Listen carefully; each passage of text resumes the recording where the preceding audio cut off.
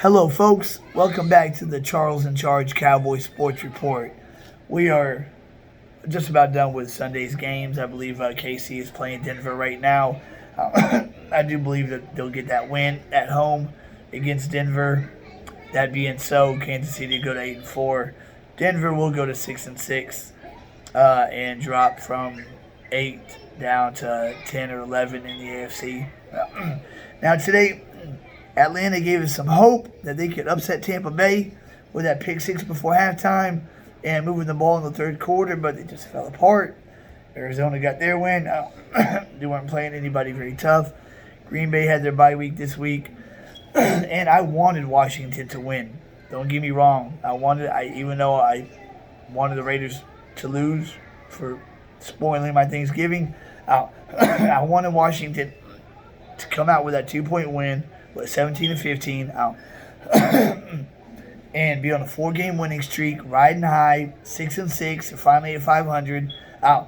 We're going into their house December 12th, Sunday, a week from today, and they're saying that these two games will decide the division most likely. As if Washington is even in our league. Cowboy Nation, this is what we've wanted. This has worked out perfectly.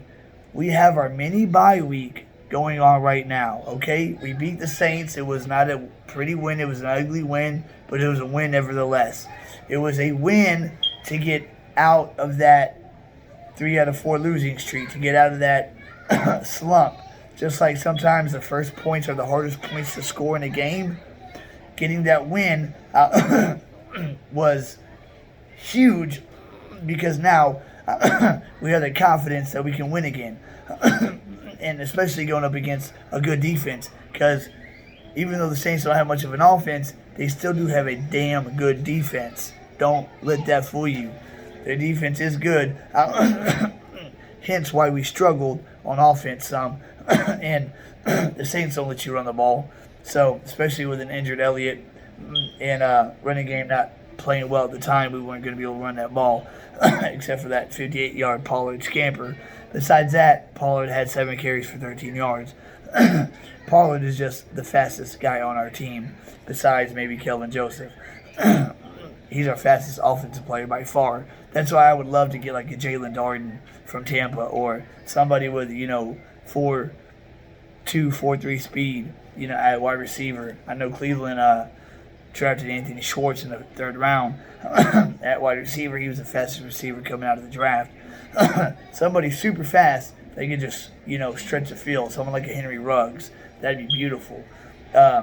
Say we don't get Gallup back next year. Someone like that would be a perfect wide receiver number 3. But this 10-day mini bye week gets us healthy. We'll give Randy Gregory and Gallimore a full week of practice. They'll be in shape. Tank is in shape now. He showed you against the Saints that he's ready to roll. PFF graded all our defensive players against New Orleans. It's easy to guess who was rated number 1, Micah Parsons. Who was rated number 2 as our best defensive player against New Orleans? Tank Lawrence, baby. You better believe it. And number 3 was Trayvon Diggs. Now, whenever you have 2 players on your defense that are in the conversation for Defensive Player of the Year, that is very rare, and that is such a great thing. And the rookie sack record is 14.5 by, I don't know if y'all remember this, in 99, Javon Curse, the freak, Tennessee Titans defensive end, 14.5. So he is 4.5 away from tying it, 5 from breaking it. I would like for him to get 5 sacks in the next 4 games so he could break that record in a 16-game span, opposed to breaking it in a 17-game span. I think it's like cheating. Like when Randy Moss broke Jerry Rice's receiving touchdown record with 23 back in 2007 when the Pats were undefeated. I didn't know this, but Jerry Rice had 22 touchdown catches. That was a record in 1987 during the strike season when they only had 12 games. So he scored 22. He caught 22 touchdown passes in 12 games. It took Randy Moss 16 games, and on the last just about the last drive of the last game to get that 23rd. So that record for Moss with 23 touchdowns in a season should have asterisk by that because he had 4 extra games to do that in. But this is perfect for us. We get 10 days to rest up, get healthy. Joe Philbin will be back, our offensive line coach, his assistant. It'll give us 10 days to strategize, everybody get on the same page. As y'all know, Amari Cooper was not healthy for the Saints game. He still had COVID issues. We have not had our 3-headed monster at receiver all season. Most of the season has been Cooper, Lamb, and Wilson. Gallup is a mofo when he wants to be. And even against the Raiders, when he was the only one of the trio playing, he had over 100 yards.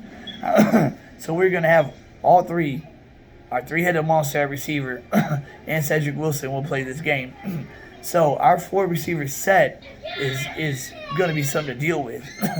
And then insert Randy Gregory and Neville Gallimore in our front 4. We're going to get pressure. The muffler man, Taylor Heineke, I hope he enjoyed that 4-game winning streak because he's going to get blown out 2 times in 3 weeks at his own house and then at our house 2 weeks later. He's going to be running for his life all game. They're going to have Tank lined up on the left-hand side. Sometimes have Parsons lined up right next to him. Gregory be on the other side. Whenever it's a passing down, they're going to put the NASCAR package in. NASCAR package, hence all defensive ends. So that would be Parsons, and then you would put Tank in the middle, and probably Dorrance Armstrong next to him, and then Gregory on the other end. That's a 4-man rush that's going to get home because they're going to double-team Parsons or Gregory or Tank. Somebody's got to get double-teamed. So that means 2 guys are going to be one-on-one. And you believe they're going to win that matchup. And Gregory has speed, and Parsons has super speed. If Parsons gets a beat on Heineke, he has 2 seconds to get rid of that football. That's like I said against the Kansas City game. I said if Parsons gets around that edge, Mahomes has 2 seconds or less to get rid of that football. And I was right. Because when he got around that edge, in less than 2 seconds, he got to Mahomes and that ball was out. So, with a pass rush of that magnitude, that can mask some deficiencies in your secondary, which our secondary is playing better and getting solid. Anthony Brown is having a good year, despite Week 1 and Thanksgiving. Other than that, he's been very solid. Trayvon Diggs, they're starting to... He took my warning. He stopped jumping everything that came his way and started playing more smart. Now, quarterbacks are not throwing his way. They're not throwing his way. So, they should start rolling, safety-wise, start rolling coverage to Anthony Brown's side. Trayvon's got his man. It'll be Terry McLaurin, and I hope he travels with him. Take out Terry McLaurin and make Antonio Gibson and Taylor Heineke beat you. On first down, we'll have Tank, Gallimore, O.C. Digizua, Gregory on the line, Parsons, and Van Der Esch or Neal at linebacker. I don't know what happened to Van Der Esch. He has injuries. I don't know. He is not the same guy by a mile. But on running downs, you'll see Micah Parsons at linebacker because he finds a running back very well. He defends a run very well. And if we get up on our first or second drive and score on our first and second drive and get up quick on Washington, it's going to be a blowout feast. Everybody's going to eat because you know they're going to have to pass the ball to try to get back in the game. And with Randy Gregory coming back and Neville Gallimore, who's a pass rushing defensive end, we are going to pin our ear back. You might be looking at an 8-sack game. I'm going to predict right now, I'm going to say at Washington, we get at least 6 sacks. 1 forced fumble for sure, maybe 2 strip sacks. But 6 sacks for sure, and at least 2 interceptions, maybe more. And the interceptions are going to come because of the disruption that Heineke's going to get. And Dak Prescott, with all this time to practice with all his wideouts and get the offense back in rhythm, is going to throw a party at Washington, who has a very shady secondary. And their front seven is not what it was last year. Chase Young is out for the season. They have Deron Payne, Jonathan Allen. We can handle them guys in the middle. And if they want to stop the run, fine. Let Dak just throw his party. And I guarantee you it's going to be a blowout. I don't have a score prediction yet, but it's going to be a 3-score game or more. And then after that, just like after Kansas City beat the Raiders on Sunday Night Football, their division rival, the morning after, the headline was, they're back for Kansas City. That's going to be the headline for Dallas after we play our division rival, who is really hot right now, and we blow them out like Kansas City did Oakland, or Las Vegas now. Everybody's going to be starting to say, Cowboys are starting to look good now. That win looks a lot better than that New Orleans win. They dominated Washington in all 3 phases. Hell, we might even get a block punt this game. Don't forget our special teams now. Our special teams still top 3 in the league. 3 block punts and a kick return for a touchdown. 2 special teams touchdowns. So we coming off a 4-interception game. Our DBs know how to catch the football. And after this game, after this blowout against Washington, I would say let Elliott sit for 2 weeks.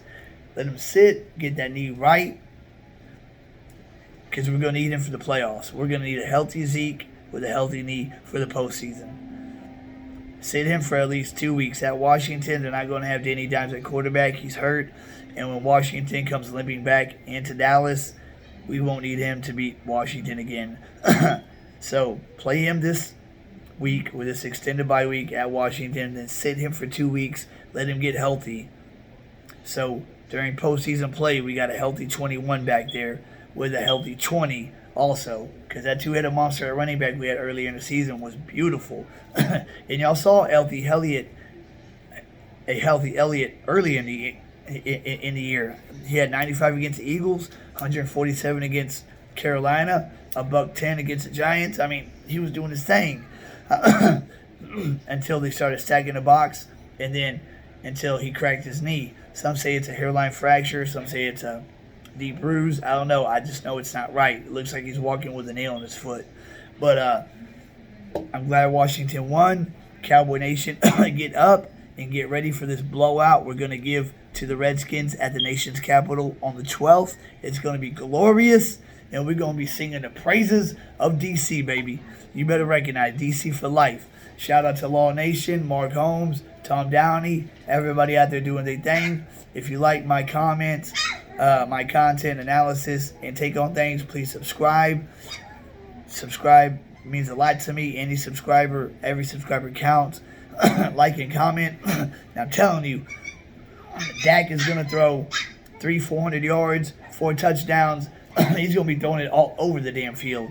And hell, you never know. We might run 400, 150 yards. It might be that type of game where we're throwing the ball so damn good, it opens up the run.